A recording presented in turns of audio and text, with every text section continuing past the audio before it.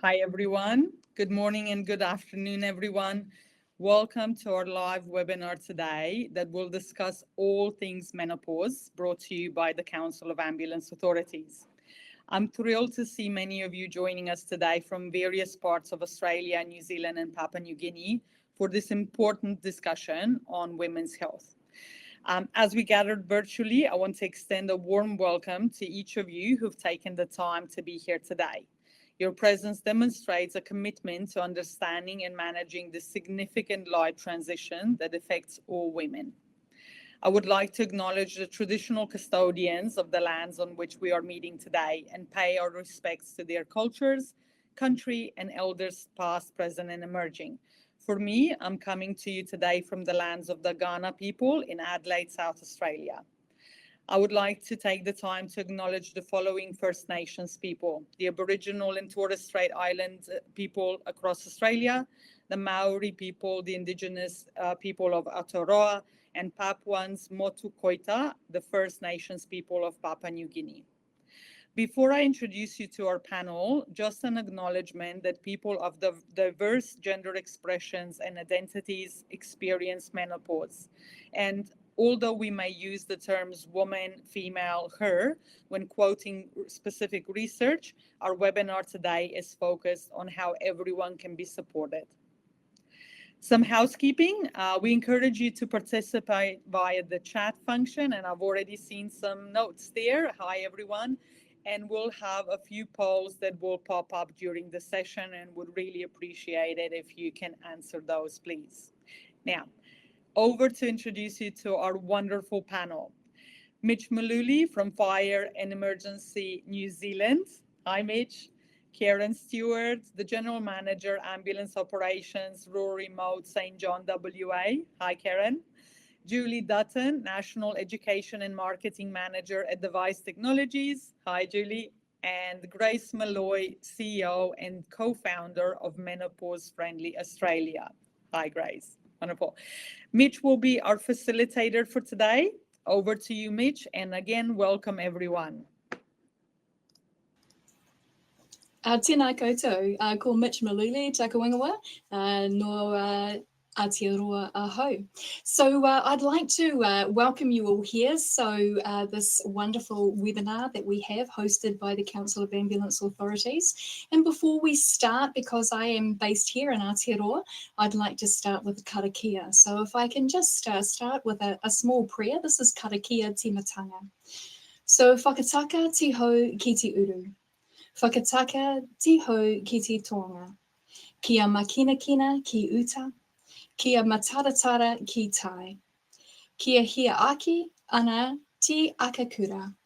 He teo, he huka, he hohu, te hei mauri ora. Now the English translation of that is, cease the winds from the west, cease the winds from the south. Let the breeze blow over the land, let the breeze blow over the sea. Let the red-tipped dawn come with a sharpened ear, a touch of frost, and a promise of a glorious day. Let there be life. So again, thank you so much for joining us in this very, very important conversation in regards to the menopause transition. Now, what I wanted to do, what we wanted to do, I should say, with this presentation, with this webinar, is to help you cut through the confusion and to get real about menopause. We hope to impart some knowledge, some learning, and some experience of what we have had, and where we can address some of the unique needs of us, of wahine taua, of strong women. Throughout this webinar, we hope to provide you with some strategies and some education and some tips and tricks, essentially, on how you can manage your life through this menopause transition. And especially in regards to our high pressure career and our frontline emergency work. Excuse me, one moment. One of the biggest things is we want to cut through the noise and to arm you with the essential facts and the practical tools you'll need to support yourself and your colleagues through this time in your life. And by getting to grips with menopause and by increasing our understanding, we'll be able to build a more supportive and empathetic work environment And this way we all succeed. So it's time to shatter the myths, to silence the drama, and to ensure that everyone thrives, no matter what their biological clock is. So first off, I just wanted to frame the webinar up with a little bit about the menopause transition. And I'm joined by these other beautiful women here today who each of us have our own area of expertise, so to speak. So to start with, the menopause transition is really, this little bit is about how we can understand some of the terminology, excuse me, some of the terminology that is used, because that alone can be confusing in its own right. So the stage of our life is what we call the menopause transition, but it actually comprises of 4 distinct phases. So there is pre-menopause. And to be honest, looking back now, that was an absolute breeze. In general terms, premenopause is when you have all of your sex hormones, they are functioning normally, and you are in your reproductive years. But then we transition into perimenopause, and this is essentially the beginning of the end of your ovarian function. We often don't realize we are perimenopausal in the exact moment, but once through it, we can often retrospectively pinpoint its beginning. The definition of perimenopause is an extended transitional stage that happens before menopause.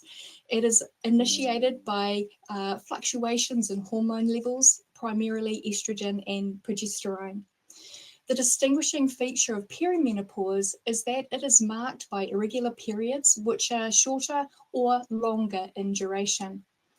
Perimenopause can be a challenging hormonal stage to diagnose, and this is because there's a lot of different factors to it. So the range and the symptoms and the severity of those symptoms is huge.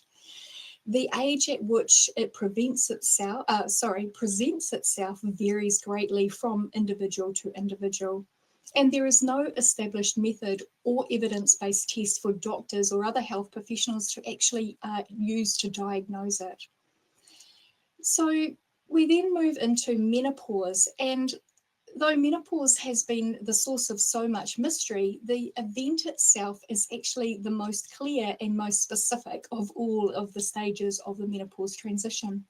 So the definition of menopause is when it's been 12 months since your last period. This state will mark the end of your menstrual cycle and your reproductive capabilities. The distinguishing feature of menopause is that it is defined by the actual date on the calendar rather than a specific sign or symptom.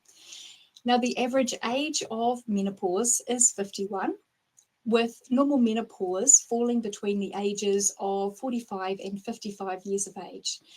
Early menopause is defined as menopause that happens before age 45, and premature menopause is before the age of 40.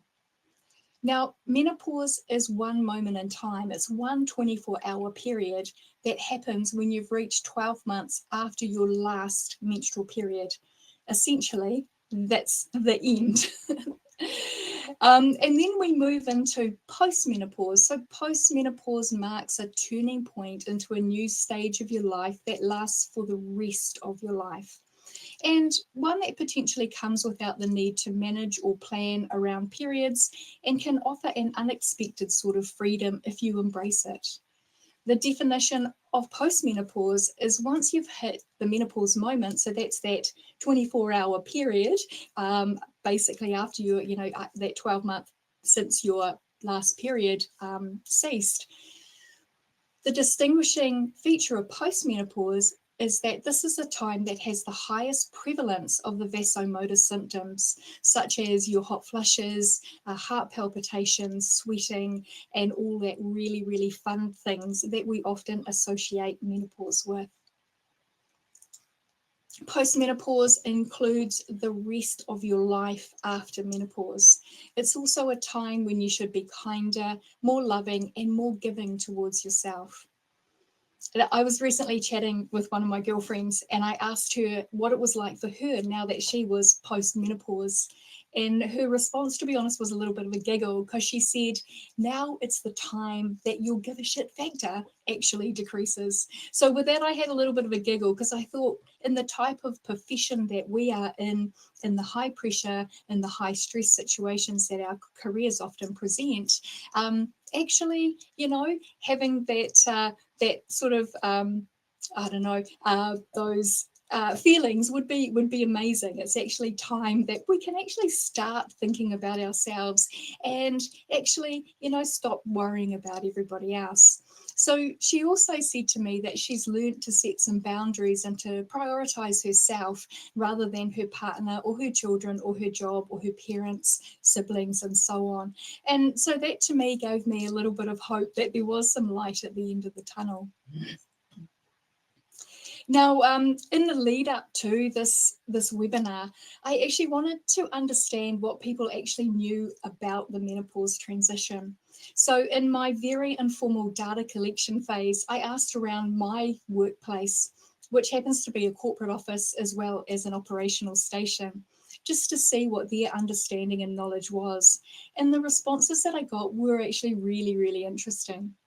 The most common symptom that people associated with menopause was hot flushes. The second most common symptom was moodiness or irritability.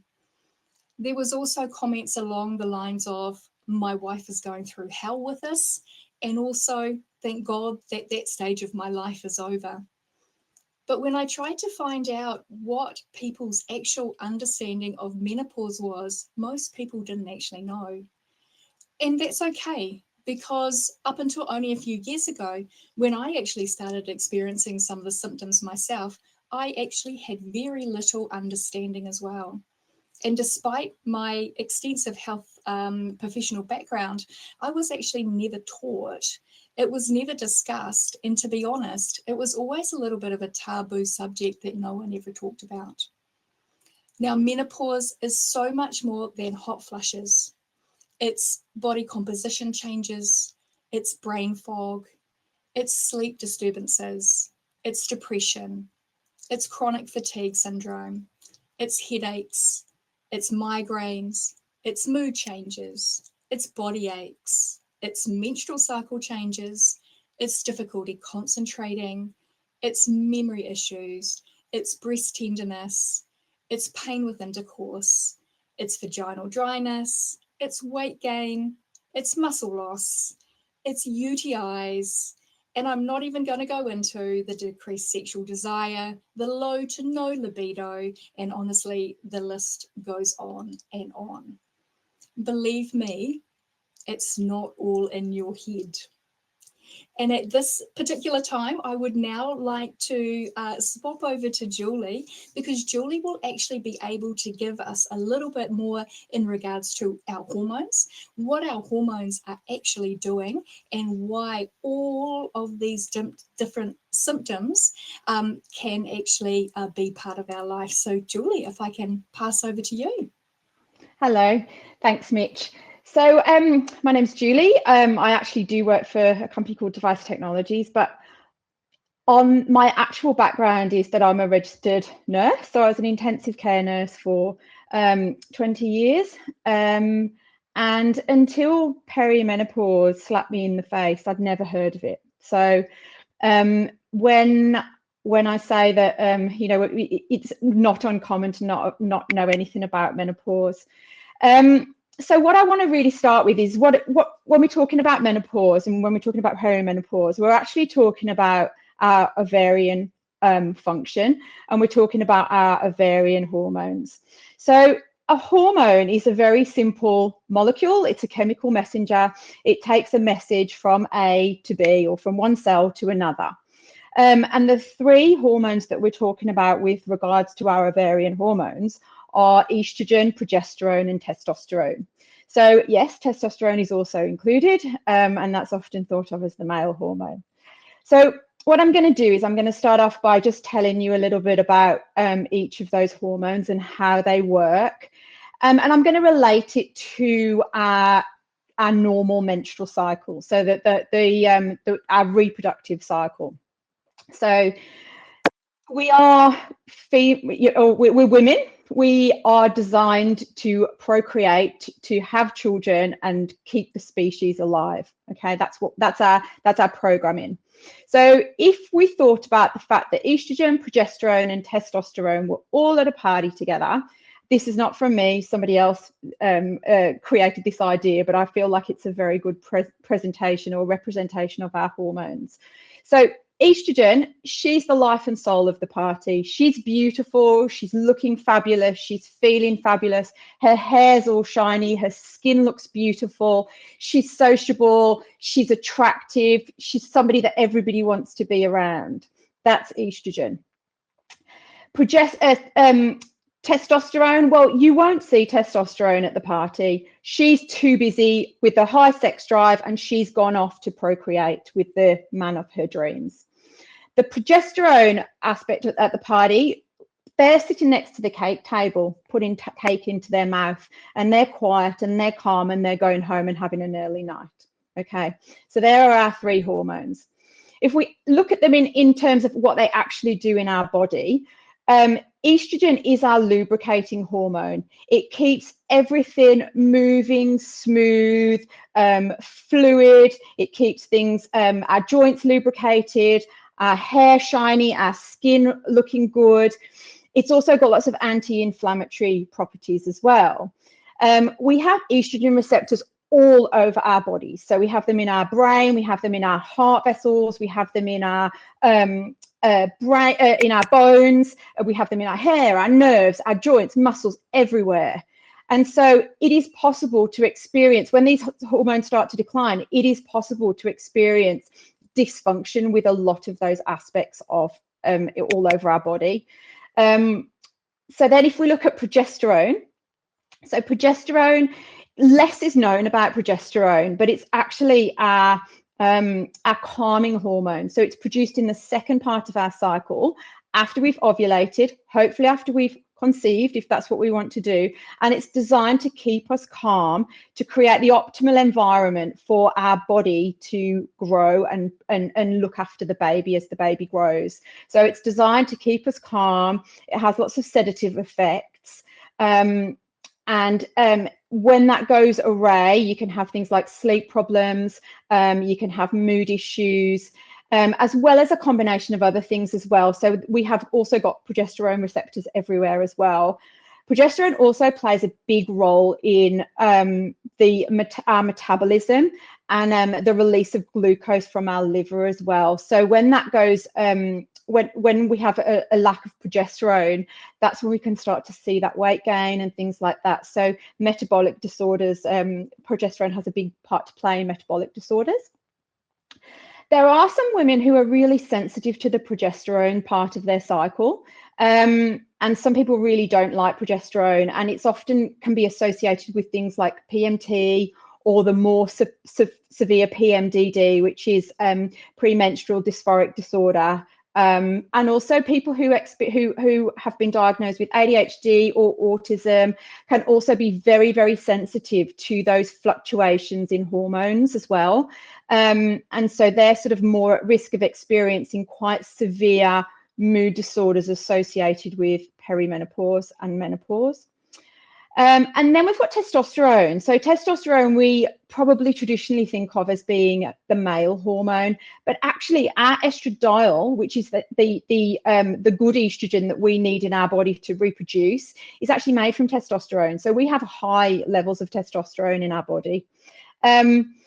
Testosterone, again, we have testosterone receptors all over our body. It affects our blood cell reproduction, it affects our metabolism, it affects our eye health, our cardiovascular system, our blood, our bladder, our brain, our function, our cognitive function, our concentration.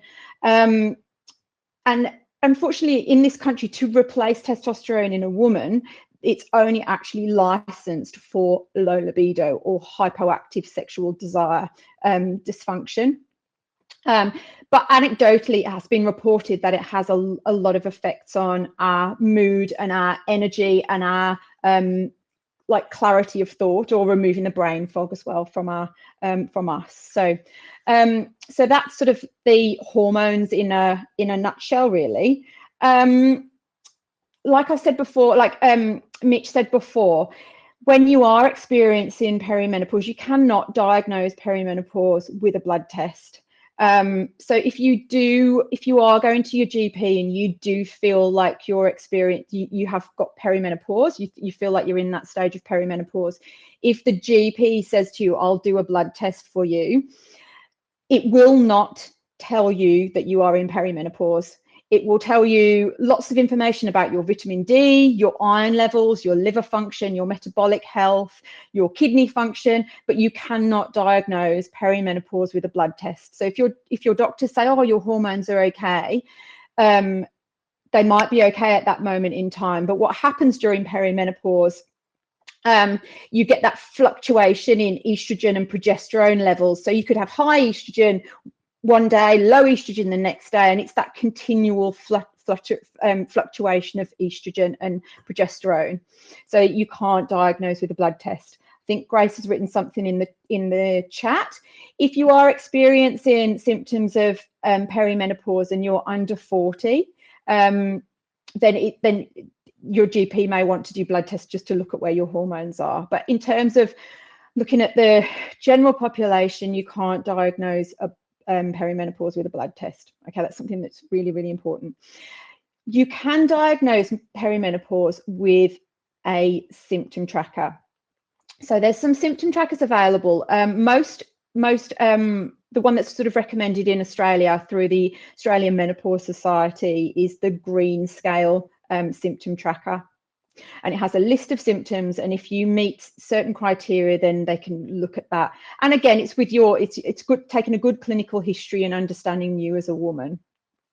There's also a fabulous app from they're called Balance, which has a symptom tracker within there, and it's got a diary in there as well. So you can actually keep a diary of your symptoms, and then you can download it as a report and take it to your GP, which is a really fabulous tool for getting your help. In terms of this period of perimenopause and menopause, there are long-term health risks, and it is a period of increased vulnerability from not just in terms of our kind of well-being, but also in terms of what's going on in our body. So without our sex or our ovarian hormones, we are more at risk of developing heart disease, osteoporosis, dementia, metabolic disorders.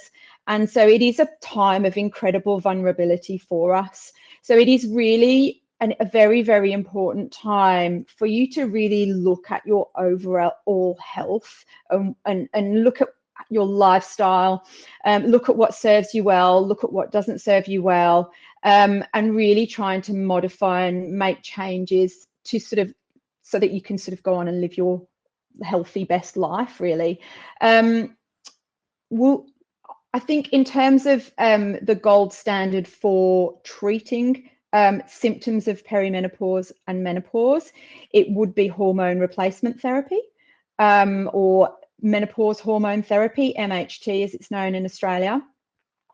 And that is really the gold standard would be transdermal estrogen and oral progesterone. Again, this is a conversation that you would need to have with your GP. But that can help to reduce the symptoms of perimenopause and menopause. And there's also the added health benefits of decreasing your risk of heart disease, of osteoporosis, of metabolic disorders, and possibly some dementia, Alzheimer's as well. I think, you know, I'm bringing my clinical experience into the conversation. You know, I worked in cardiothoracic intensive care for many years, and I can't tell you how many women I looked after who had had a hysterectomy and weren't given any ovarian hormones as a replacement, particularly when they'd had their ovaries removed, and they were coming in their early 40s needing heart surgery and needing coronary artery bypass grafts as well. Then I think I reflect on all the ladies that I've looked after with osteoporotic hip fractures and the life impact that has on somebody. So the risk of death after an osteoporotic hip fracture, 1 in 5 women will be dead within a year. And the quality of life for those who do go on and live can be quite impacted. So, it's really an important stage of your life to think about what you want and what you want out of your life. I think I might finish there. And I think I'll hand over to Grace. So when we think about the symptoms of menopause and how it can impact our cognition and our thinking and our night sweats and our heavy periods, it has a huge impact on us at work. And I think Grace is probably the best person to speak about how we can make how it shows up at work and what we can do to fix those issues in the workplace. Over to you, Grace. Oh, I'm just going to super quickly jump on in there, Grace, before we do go there. So, Julie, thank you. That it was absolutely amazing, and to give that context around those hormones and why they are so valuable. Now, I did actually have one super quick question for you, and initially that was going to be, what would you tell your younger self? But I'm going to reframe that, and I'm actually going to ask you, what would you tell your older self? What would you be doing right now to mitigate or reduce the incidence of those later stage, those osteopathic hip fractures, the cardiovascular disease, all of that sort of stuff? What would you be doing now to protect yourself for your later years? Yeah, that's a really good question. So, like, I actually, without even realizing it, I've made quite a lot of modifications to my lifestyle. So I had really severe symptoms of perimenopause. I had brain fog, I had night sweats, I had joint pain. I actually do a lot of CrossFit, and I stopped being able to do the things that I wanted to do. And so for me, taking hormones and having hormone replacement or menopause hormone therapy was a no-brainer for me, because I need to function, I need to work, I need to look after my family, I need to work, and I want the lifestyle with my gym. I also gave up drinking alcohol about 5 years ago as well, because it just didn't agree with me anymore. And now looking back, it was probably around the time that perimenopause sort of started to kick in for me. So alcohol doesn't serve you well in this period of your life. So it is an option it's a good opportunity to look at whether that's something you want to pursue, or maybe your intake or whatever. The other things that I do, obviously I do a lot of exercise. I love my exercise. I love a challenge, and that keeps me well. I love CrossFit. It's not for everybody, but that weight bearing exercise, again, about 10 years ago, I stopped running. I used to be a big long distance runner, and I stopped that because I wanted to look after my bones. And I knew that sort of weight bearing exercise was good for prevention of osteoporosis, but I sort of didn't know as much as I know about that now. So really, we want to be thinking about doing some kind of exercise, some kind of movement, keeping us fit, well, outside. I think starting somewhere is good. If going for a walk with your dog is good, do something to create the momentum, and then really start to think about how you can add some weight onto your bones. So weight bearing exercise, lifting weights 3-4 times a week is very, very important. Nutrition as well, so addressing your nutritional needs. Protein, we need protein, we need strength, we lose a lot of muscle at this time of our life. It's very hard to build muscle, so we want to be eating protein. Ideally, we want to aim for about 30 grams of protein per kilo of body weight at each meal, more if we can. We want to increase our fiber. We want to make sure we've got fiber. We want to keep everything moving, everything flushing out, getting rid of toxins. And we want to eat the rainbow, lots of pulses, lots of vegetables. Sleep optimization, very, very important. Those are my go-tos, I think. Amazing. Yeah. Yeah, excellent. Thank you for that. That is absolutely awesome. And I'm actually going to ask the same question to all of our ladies as we go through, because I think that's a really, really important thing, is that, you know, not only what would we tell our younger selves, because I certainly know there's some things that I would be telling my younger self, but also what we're going to do for our future, looking ahead, what, as you say, Julie, what serves us well and what is going to serve us well into the future. So thank you so much for that. I truly appreciate ngā mihi nui. So Grace, let's hop over to you, because I would love you to have a bit of a discussion for us around menopause and how we can be supported in the workplace. So I will hand over to you. Thank you. Thank you so much. Thank you to CAA for putting on this webinar and opening the conversation. It's my favourite topic. I can talk all day about menopause, but we only have 10 minutes to talk through menopause in the workplace. So I also, like Julie, am a registered nurse, and my father was an obstetrician and my mum was a midwife. So I grew up with probably pretty inappropriate conversations about women's health around the table. I knew way too much about hormones and having babies and things like that when I was a youngster. But I knew nothing about perimenopause and menopause when I was going through it, when my friends started going through it, and I learnt nothing in my medical training through my nursing course about menopause. So I'm on a mission to change that, to give information to people where they are, which is at work. So Menopause Friendly Australia is the conduit to that. So if we think about all the symptoms that we've talked about, and Mitch, he listed some ones there that made me feel a little bit sad at the end. I thought, God, it's just horrible sounding, all these things that we have to go through. When we think about those symptoms, you know, we cannot leave those symptoms behind when we go into work. We're bringing them with us. You know, we're taking the tiredness with us. We're taking the hot flushes, and we're taking in, you know, things like headaches and brain fog as well into work. So it is something that employers are understanding now, that we need to think about how we can support people to have a better time through menopause at work. And particularly because our minds and our bodies are changing in ways that we might not understand. Often people say, I had no idea that hormones could have been the reason why I was feeling tired, why I was feeling rageful and questioning my abilities to make decisions, and why I was feeling like I've put on all this weight and now I feel really this huge loss of confidence, and none of my clothes fit me to go into work, and I just, you know, this real retraction from the workplace. So it's really important that things like today are done, these questions are answered around menopause, so that everyone can feel empowered to have a better time through it. It's not all doom and gloom, but it can feel like a really wonky ride when you're going through it and you're trying to unpick how it's impacting you, what's really going on.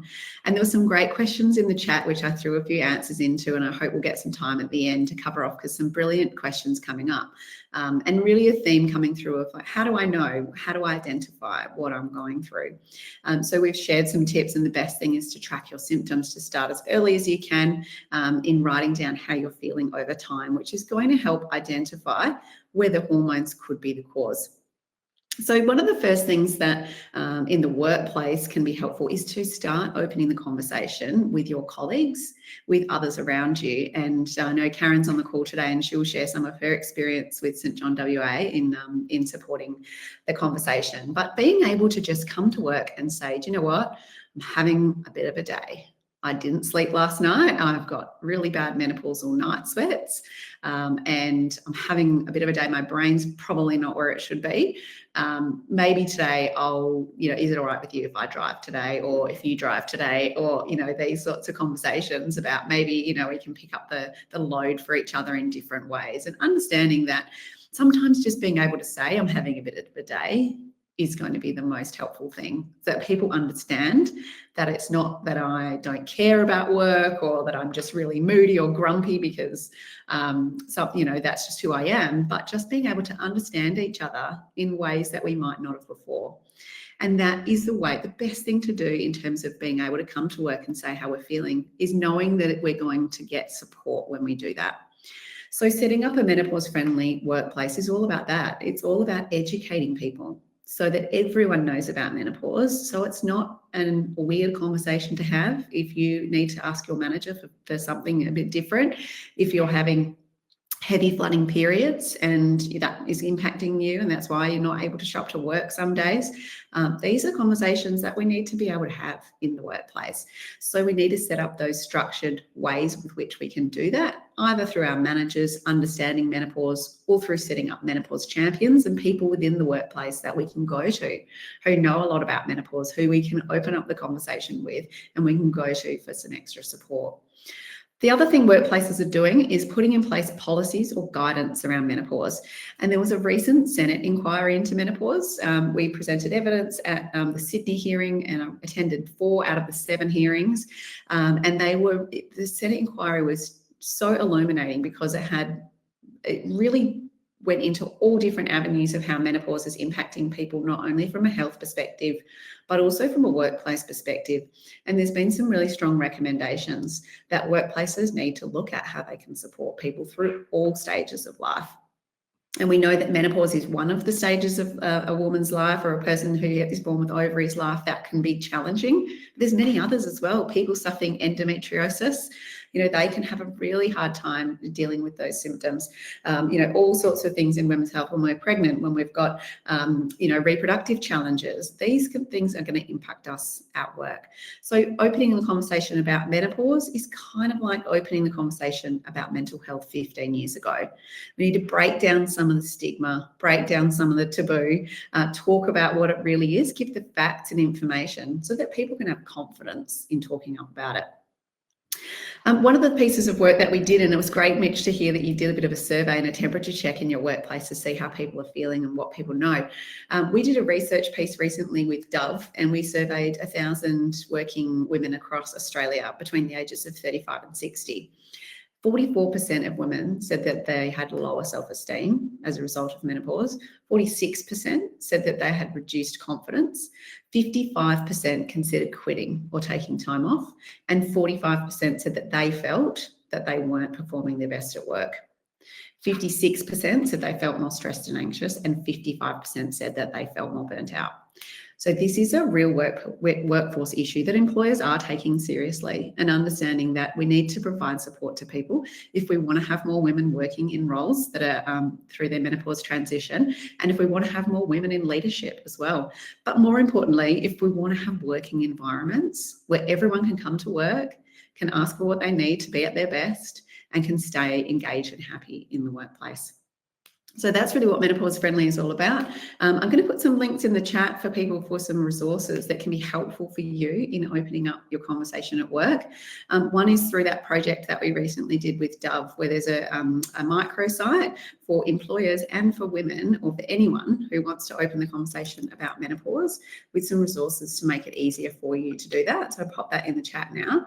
And I'm also popping in the chat a link to our Menopause Friendly checklist, which is for employers to see what steps they can take to become a menopause friendly employer. So those are a couple of resources that you can take back with you to your workforce to start opening the conversation. So I will throw back to you, Mitch, and look forward to answering some questions at the end as well. Thank you.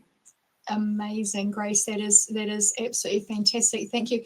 When you talk about those statistics, they absolutely are mind-boggling, because we look at where our workforce is, and we look at the ambulance sector and then the wider emergency services sector.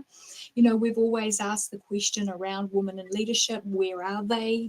We've always asked the question around, why do women come into these professions and then come sort of their 50s, 60s, they're gone again. And for a woman who has been in the emergency services for essentially the last 30 years, only up until a very short time ago, I did not know any of that. And once we start actually measuring, because we measure what we treasure, when we actually start measuring this stuff, the statistics really are quite horrific. So thank you, Grace. That was absolutely fantastic. And so my question to you also is, what would you tell your older self? So thinking sort of 20 years ahead, what would you start doing right now to be able to have a healthy transition through to our old age, our more senior years? Thank you. So I've got 2 daughters, so I sort of think, what would I tell them? They're 9 and 11, so they're, you know, they don't want to know too much about everything related to hormones just yet. But I think the first thing we should do is actually start educating our children about the whole story of our hormones, because, you know, my daughter's about to learn about puberty at school, and they will just cut the story short. You know, they'll say, this is what adolescence is, your hormones are changing, you're going to get a period, and then off you go. We need to start actually talking about, and then at some point your hormones will change again, and then this is what, you know, potentially will happen to you in terms of symptoms. So I think, you know, if I look back at what I would have done, first of all, I would have loved to have some training in my nursing degree. That would have been nice. So that's one of the things that we've pushed for in the Senate inquiry, is to actually train people about hormones and menopause in all aspects of health. But I think the number one thing is the education, just the knowledge and awareness. And I think believing yourself, because so many women say, oh, I thought it was just normal to feel exhausted, angry, you know, just over it, and just, you know, just feeling really despondent. And so I think believing yourself and understanding that you are the best source of information when it comes to your health and your body. So I think tracking how I was feeling earlier would have been a lot more helpful, because I was one of those people that went to the GP and just burst into tears and said, I just don't feel myself. I don't know what's going on. I'm so stressed. I'm yelling at my kids, you know, and I had all these urinary symptoms, and I had heart palpitations and all sorts of things. But what ended up happening for me was that I burst into tears. My GP gave me a script for antidepressants and said, you know, here, just take these and you'll be fine. So again, I think that the message I would give to myself is to believe yourself when you're feeling differently or things are changing. It might be subtle, and it can also be really fluctuating. Someone in the chat was talking about why we don't track symptom hormones, because our estrogen particularly is going up and down like a yo-yo. And again, that can add to this sense of, do I really know what's going on for me? Because I was feeling like this yesterday, but actually now I'm fine today, or for the next 2 weeks I'm feeling okay. So I think that real tracking symptoms, believing myself, one of the things I had to do was really advocate for myself around and educate myself. So I'm hoping that when my kids go through menopause, they won't have to do that. They will have had the information. They will go to a practitioner who understands how to support them, and they can have an amazing time through it. And just lastly, one of the pieces of wisdom that I've picked up along this journey as well is to remember that menopause can be such a really great time to reframe where we're at. And I've had a career change because of menopause, and I'm absolutely loving what I'm doing now. But I think what I've done is reflected on, and you mentioned boundaries, is what do I want to take with me for the next portion of my life, and what do I want to leave behind?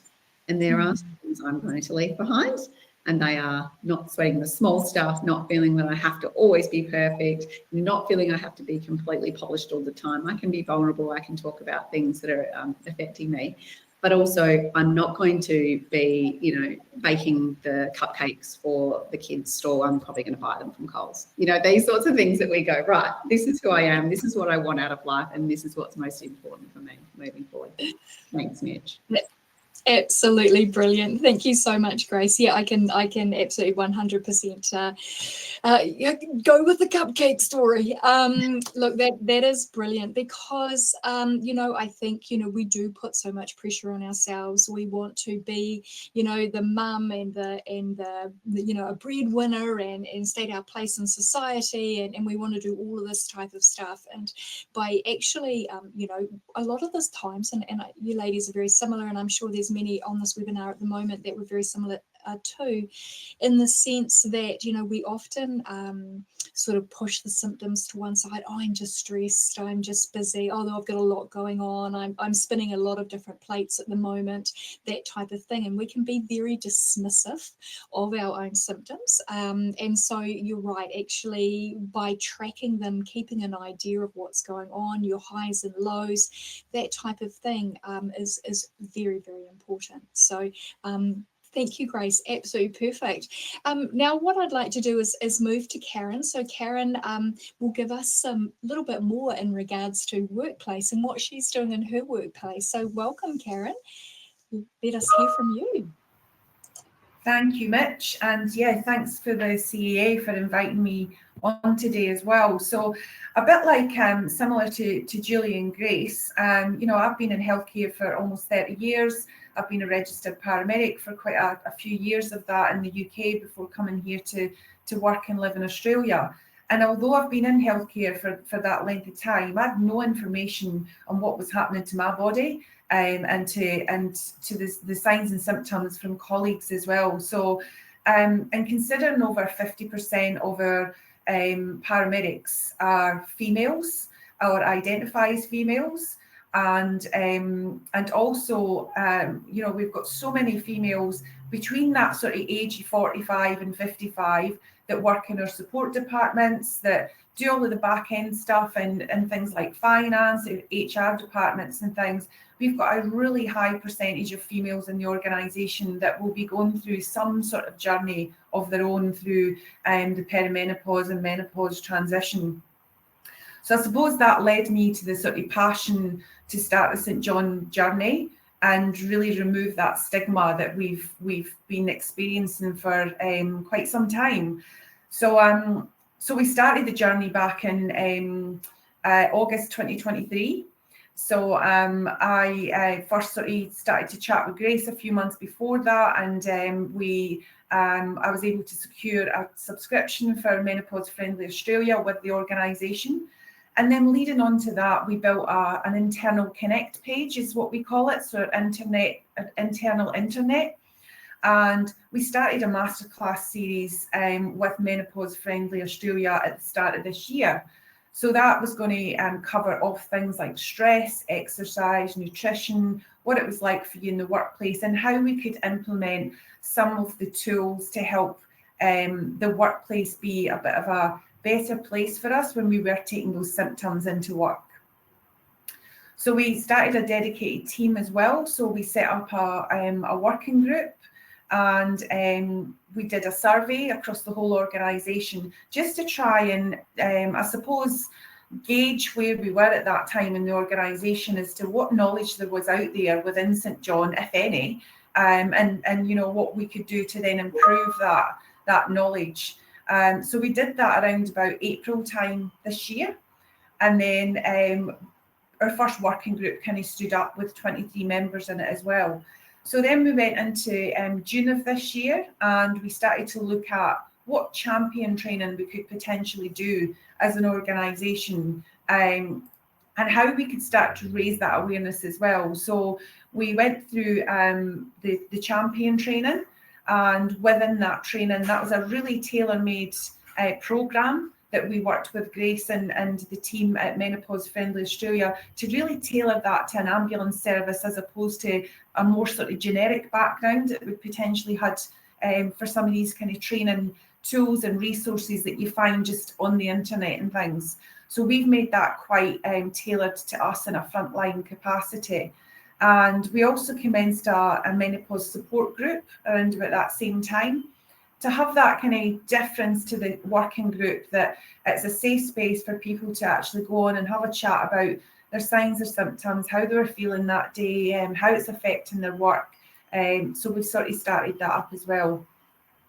We then went into August of this year, where we brought in the Grace came and chatted at the Experience, so our conference that we hold for St John every year, and we started we did a workshop as well as a menopause. Let's talk about it. Let's start to raise the awareness and start to have a bit more of a conversation around it. And then our menopause champion training was concluded in September of this year. And I actually was a representative at the Senate inquiry as well myself in Perth. So I actually went and gave the background around my story and some of the things that I'd experienced through perimenopause as well. And then we celebrated on International Menopause Day this year by introducing and launching our training programme that's available to all the team members within the organisation. So that's kind of where we've come with so far. We've also got some feedback on the menopause champion training, which was really exciting feedback to get as well. And people said they absolutely loved the training. They felt it was really engaging, really well presented. They learned a lot. And I've had personally quite a few people email me and say that they really appreciated us introducing the training. So we've popped that onto this Connect page that I talked about. And we've got some of the verbatim quotes that have come from people and with the level of support from the training. We've also got lots of internal and external resources on that Connect page and links to the support group, the working group, and everything. We update that regularly and just pop on as much information as we can. More recently, we've also recruited a diversity and inclusion specialist within the organisation. So they will be looking at menopause as one thing, but obviously some other minority groups, I suppose, as well as we look through. We've also got some HR policies that have just been introduced around menopause and pelvic health generally. So looking at IVF, PCOS, endometriosis, and some of the other ways that we can potentially support people as we go through.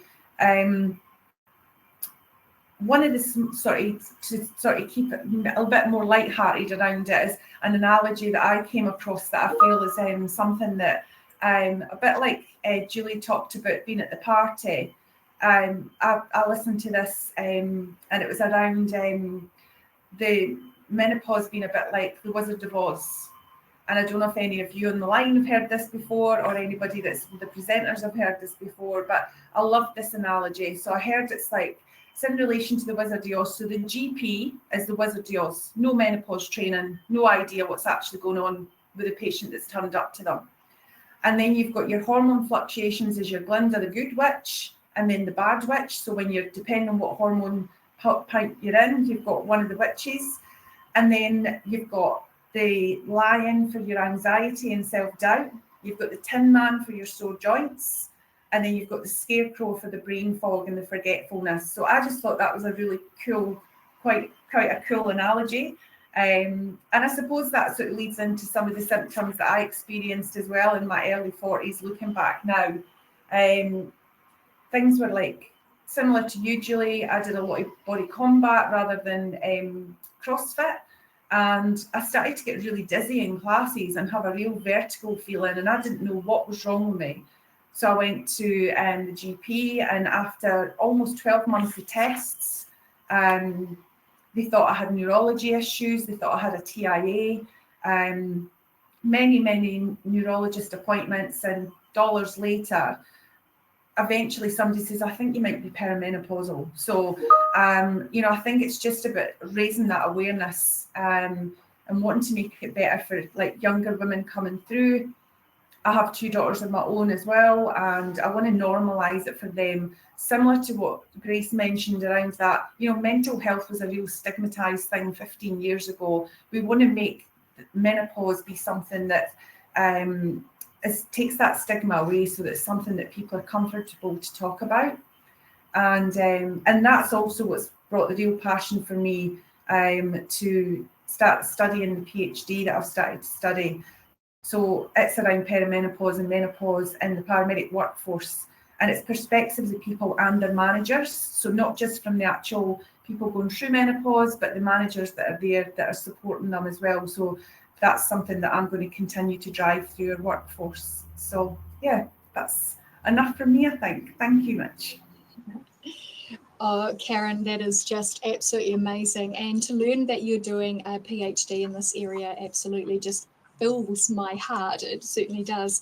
As a long-time advocate for women's health within the ambulance services, this is an area that has not been looked at and will be just amazing from that PhD research side of things. So well done, and absolutely congratulations to you, because we know that it does take a real champion, a real driving force who doesn't take no for an answer, who keeps going and going and going to actually get these things across the line. And what you've achieved in the sector in your own organisation is absolutely amazing. So huge congratulations to you. I know your journey has actually really only just begun in this space, and there's a very, very bright future ahead. So very awesome to hear what you guys are doing, and with the support of Grace and her team as well. That is absolutely fantastic.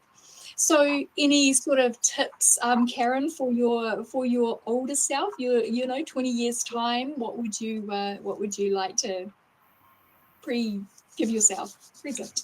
Well, hopefully I'll have a big tick of a PhD to my older self in a few years' time, which will also be able to help impart that knowledge onto younger females in a few years' time. And yeah, and I just think just be kind to yourself and listen to your body and research, because there is so much conflicting information out there. And, you know, there are so many health professionals that don't have the knowledge that we would love them to have.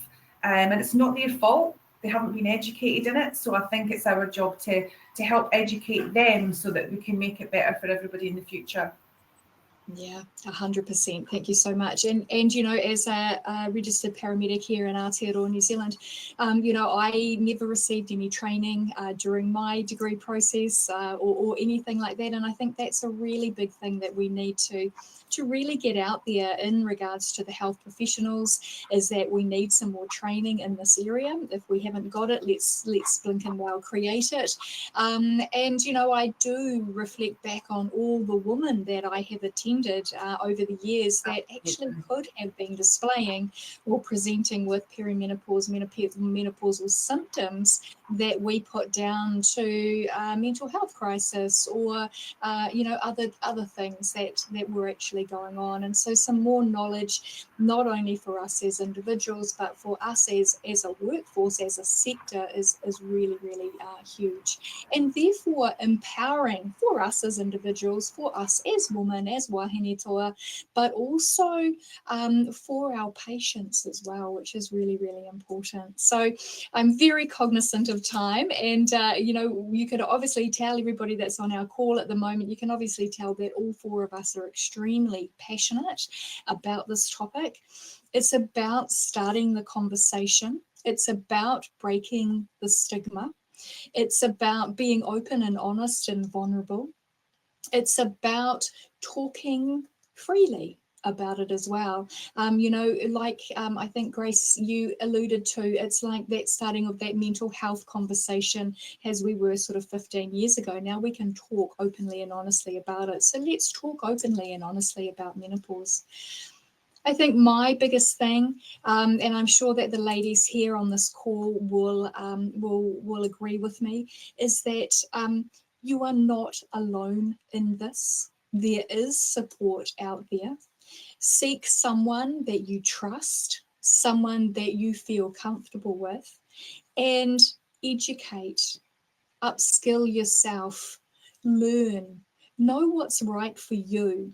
And at the end of the day, you are the one that knows your own body best. And so tune into your own body and know what works for you. Learn about what works for you and learn about what will help to serve you and to carry you forward.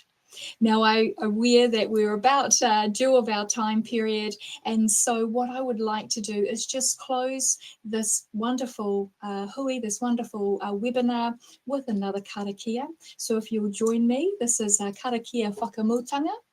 So unohia, unohia, unohia kuti uru tapanui, kia wātia, kia māma, tīnā ko, tīnā nā. Te wairua I te ara takata, koea rā I rongo, whakarea aki ki runga. Kia tina, huye taikie. So just our English translation, draw on the supreme sacredness, to clear, to free the heart, the body and the spirit of mankind. Rongo suspended high above us in the heavens, draw together, affirm. Thank you so much, everybody. It has been wonderful for you to join us here today. Go well, and we'll see you at our next webinar.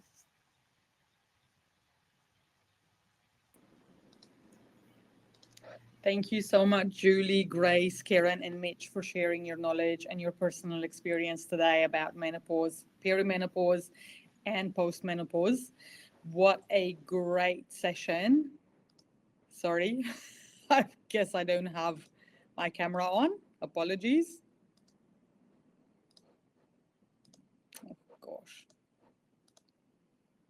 Sorry about that. What a wonderful session on this really important topic. Thank you so much for shining the lights on this chapter of our lives. And as Karen likes to say, this is a health condition that will impact 100% of the population, be it the women that will go through it or the men and others who will live through it with us. You know, they'll have mums, they'll have sisters, they'll have daughters, they'll have aunties, cousins, grandmas that will go through this, and they will live it right alongside of us. I know we can talk for days, and I do apologize. There was a number of questions, and thank you to all the panelists that were able to answer as many as they could. I know we've got a whole bunch of resources, so we'll make those available. Bear with us how we do that. We might be able to email you directly, or if not, we'll put it up on CAA slides as well. But yes, thank you so much, everyone, for joining us. Thank you to the panelists. And I suspect we'll have a few more of these webinars in the new year. Enjoy the rest of the days and hope to see you back with CAA soon.